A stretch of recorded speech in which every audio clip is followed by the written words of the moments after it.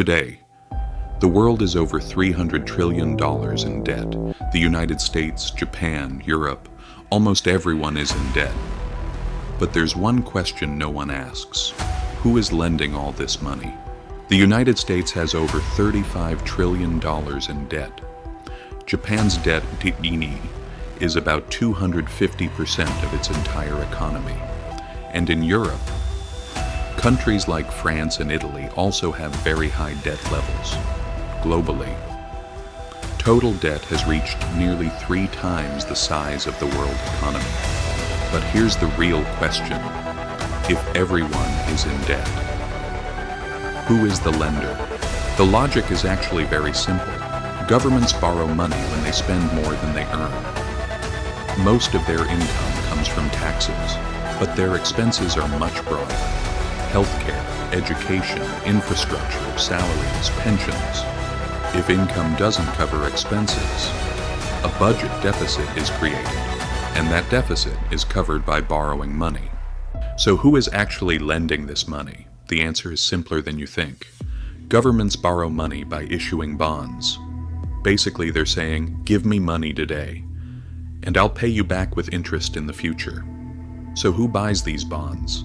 Banks, pension funds, insurance companies, investors, even other countries. But here's the interesting part. You are part of this system too. The money you put in the bank ends up inside this system. And in the end, you are one of the lenders. Now here's where it gets even more interesting. This system doesn't stop at borrowing. In reality, money moves in a constant cycle. You deposit money in the bank. The bank uses that money to buy government bonds. The government spends that money, paying salaries, funding projects. That money enters the economy. People spend, businesses earn, and then everything loops back. The money returns to the bank, and the cycle starts again. The money flows back into the system again. But there's another side to this system.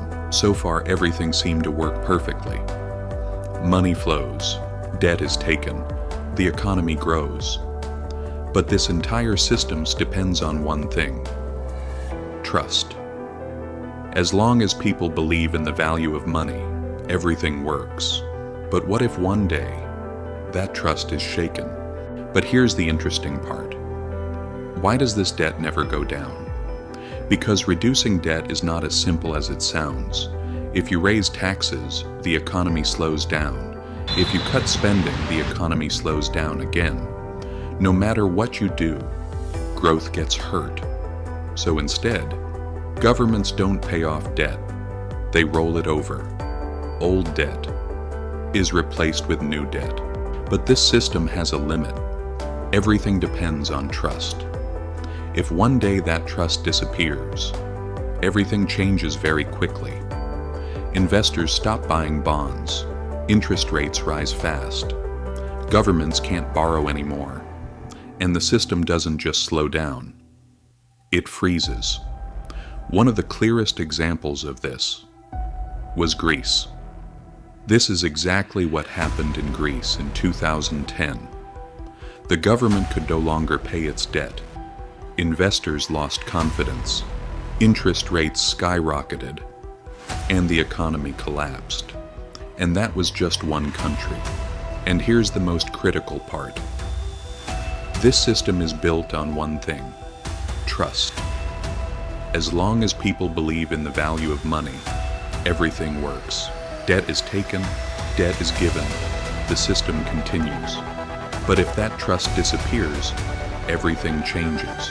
So if every country is in debt, there isn't just one lender, it's the system itself. And that system only survives as long as people believe in it. But here's the truth. Much of the prosperity we see today is borrowed from the future. Debt that hasn't been paid yet.